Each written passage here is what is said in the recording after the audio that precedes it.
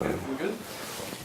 All right, this is Dr. Andrew Kalman. He's with both Pumpkin Inc. and the Stanford Space and Systems Development Lab. I asked him to come in and speak about what would he be able to do if he had access to a regular, responsive and affordable Nanosat launcher. And he is going to be able to talk about this and what the market may be there. I think that's just recording. I don't think it goes to speaker. Oh, I see. Okay. All right. Is that good? Yeah. Okay. All right. First, I'm going to pass some props around. You can manhandle them if you want. I just ask that they come back. These are 4 different classes of Nanosat payloads that you might enjoy looking at. I am here pretty much to represent the class of manufacturer and or user for the nanosatellite launch opportunities that you guys are talking about. And that's what I'm going to focus my presentation on today. So let's see if I go to here. Okay. So first of all, I just want to point out, in case it wasn't obvious, that these nanosats are fundamentally very different from large satellites in a variety of ways. And some of those are perhaps not entirely obvious.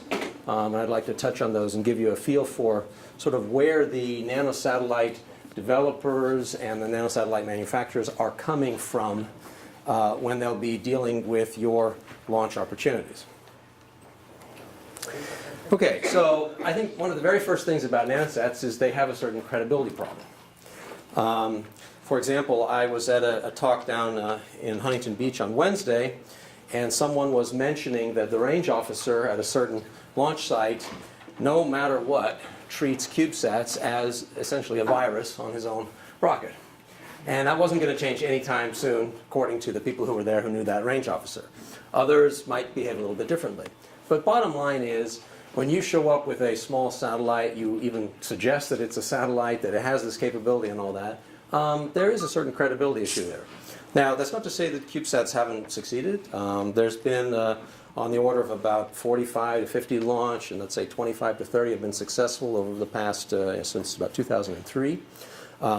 There are quite a few going up at the end of this year, starting of next year, etc. They have proven to be rather reliable, in fact, the ones that make it past the first, say, 48 hours. As an example, I ask all my customers who have stuff on orbit, have you had a reset event? And not a single one of them has had one yet. That's pretty impressive for totally industrial grade, minus 40 to plus 85 C type parts. But on the other hand, they're all in LEO orbits, and that's not as tough as going to GEO or GTO or whatever. The second point is that as a byproduct primarily of the CubeSat standard, which has become the dominant standard, you are mass volume and especially power limited. So what I see is that, for example, at NASA Ames, John Heinz's group that does biosciences and stuff like that, they have a lot of payloads that they'd like to fly, but they just don't fit inside the standard CubeSat envelope right now. If that envelope were enlarged somewhat, factor of 2 or something, that would open up a much wider range of possible payloads for them. But nonetheless, they did fly GeneSat and PharmaSat, and there are other entities, say SRI locally, who's doing a spectrometer, that's a Rick Dove's group, who are able to fit very interesting payloads into these CubeSats. Infrastructure limitations.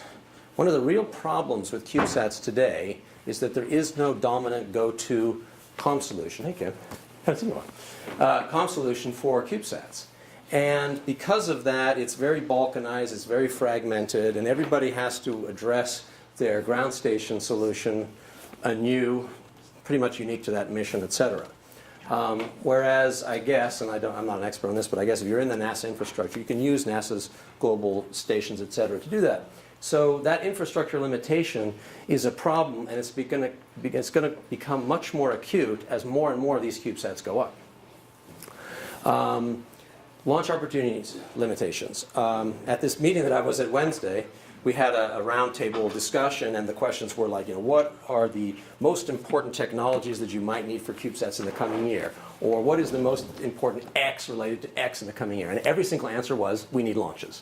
Nobody cared about any of the technology problems. They need launches. People have got CubeSats that have been built CubeSats that are manifested, etc. They want launches.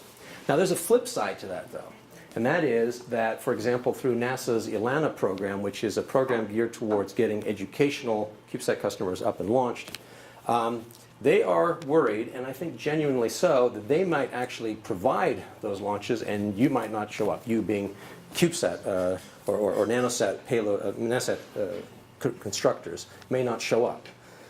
So there is sort of a chicken and the egg thing going on right now, and people are very worried that if you do create these opportunities, some people might not show up in time, and there might be sort of this big splurge of excitement, and then all of a sudden rides go wanting. So this is a problem that people are definitely addressing right now. Orbit limited, all the CubeSats to date are LEO orbits. There is talk about going to GTO and stuff like that. It's been a blessing for CubeSats that they've been LEO because the radiation situation has not been particularly severe. Everybody wanting to go to GTO and all that has real qualms about rad-hard equipment. Rad-hard does not really exist in the CubeSat realm right now. I know of one funded project that is specifically addressing one rad-hard component for CubeSats. But the cost of rad-hard relative to the actual cost of these CubeSats, there's such a large dichotomy there that that's probably going to remain an issue for a while. There are regulatory obstacles. For example, when you fly, you need to go to the FCC to get your radio license. People are asking very valid questions like, if you have 100 CubeSats show up at the FCC, are they actually capable of dealing with that? Are they set up to deal with that? Because that's an order of magnitude more end users showing up than they have today.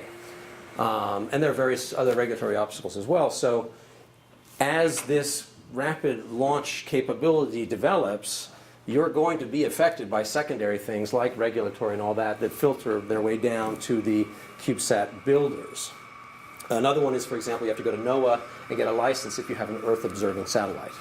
NOAA has been actually very preemptive lately. They showed up at the Small Satellite Conference, put really good feelers out and trying to get comfortable with, hey, this is a new community that we've never dealt with. These are not the typical Boeings, Lockheeds, whomever who are used to working with the government on a regulatory agency. These are small groups like you guys who are interested in getting up there, and slowly but surely they learn that there's this, that, and the other thing that all have to be okayed by the government to get launched. So those regulatory obstacles affect you because they affect your customers. Traditionally, CubeSats have been second or third class rides. It's always the primary payload that dictates what the CubeSats get to do. In our experience, what we've seen is that the lesser primary payloads, that means $100 million class satellites from, say, in Egypt or something like that, will have a lot less say and will object a lot less to a CubeSat than, say, a $1 billion NRO satellite or something like that. So CubeSats are sort of used to being second or third class rides. They don't get exactly what they want. They're just happy to be there. You would change that paradigm where the CubeSat would be the first class passenger on board. And that will get you a lot of attention. And if you can keep that simple, your customers will have a happier time. I would say it's not that the USA is falling behind. At this point, I think the USA has fallen behind in this realm. ITAR has been the killer. Nowadays, the ratio of CubeSats being built and launched to outside the U.S. to in the U.S. is something on the order of 5 to 15 to 1. And part of that is the fact that there are very few U.S. launch opportunities. The Indians are now using the PSLV and putting up CubeSats pretty regularly. But a bigger part is the entire ITAR regime. And although people talk about it changing, I don't see any evidence it's going to change anytime soon. That doesn't affect you so much because you're talking about U.S. launches, probably from U.S. soil of probably U.S. CubeSats, but it's something to keep in mind when you're dealing with the world stage. Okay, so let me talk about why customers want what you're talking about doing, why they want you to do that. The first is that there really aren't that many barriers to entry when building CubeSats. If you look at the range of CubeSats that have been built today, and I'm sorry, I'm using CubeSats and Nanosats pretty interchangeably, but that's really because of the track record that CubeSats have had in this class. There aren't that many barriers to entry. This is not super high tech. There is less tech in the bus of just about any CubeSat out there than there is in your phone. It's more a question of quality of construction, planning, and things like that. Costs are low. Alan knows about QuakeSat. I don't think I am belittling QuakeSat to say that if you open it up, you would think that it was made partially from Radio Shack parts. It does kind of look, The pictures. yeah, it really does look that way. And that is a satellite that today is still operational. Its batteries failed maybe 2 years ago or something? No, they failed, sun synchronous, batteries failed 6 months in. Basically, we didn't remove the safety feature that Rose Electronics left in them. And it operated past its 5th year anniversary in 2008. I haven't listened to it lately. I think Jamie listened to it sometime in 2009. So that's QuakeSat. That's a 33 megahertz, 386, is that what it is? It was declocked? No, it was 100 megahertz. We downclocked it to 66 66, megahertz. okay. And we got it down to 2.2 watts for the CPU. Very, very non-esoteric construction, for lack of a better term. Very successful satellite. Something that Bob Twiggs, who's the guy who promoted the QuakeSat, the CubeSat standard originally, makes a big point of is you do have the freedom to fail. This is not a failure is not an option kind of mission. Therefore, it doesn't bring in a lot of extra costing, planning, etc. If you build it and it fails on orbit, you still learned a lot on the ground. That's always been Bob's take on that is highly educational. It'll make you stronger if you learn about why you failed. But the most important thing is that the delta cost for the one that you're going to send up thereafter, say addressing this issue of 2 satellites going up to meet the Centennial Challenge, it's usually very small. Most teams can afford to build a 2nd or a 3rd unit and have it as a spare. As I'm finding at Stanford, this is a highly interdisciplinary area. In fact, I'm struggling to get enough CS people into my lab. I'm in the AA department. I've got mechanical engineers, electrical engineers, earth sciences people, but what I really need is a lot more CS people to get in there. Excitement is high. It's very easy. I used to walk around. Who has the 1U CubeSat? That's number 1. That's the first unit we ever built. I used to walk around the Embedded Systems Conference trade show with that, and this crowd would like follow me around asking, what is this? So people are very excited about this notion of the personal CubeSat in space. I had an interesting discussion with the chief counsel for Echo Limited. That's the young men's clothing line with the Rhino. You've probably seen their stuff before. Those are the guys, or their owner, their CEO, bought Barry Bonds' home run record-breaking ball. And at the time, they asked, what should we do with this? And they had a poll. They said, should we send it to Baseball Hall of Fame? Should we mark it with an asterisk and send it to the Baseball Hall of Fame? Or should we put it into space? And however, I managed to see that word space, so I eventually talked to the guy, talked to him at length, and tried to understand his point on how does he want to commercialize space from his viewpoint. And basically what he said was, if I could have something going on in space that drove traffic to a website that ultimately led to higher sales, he would be interested.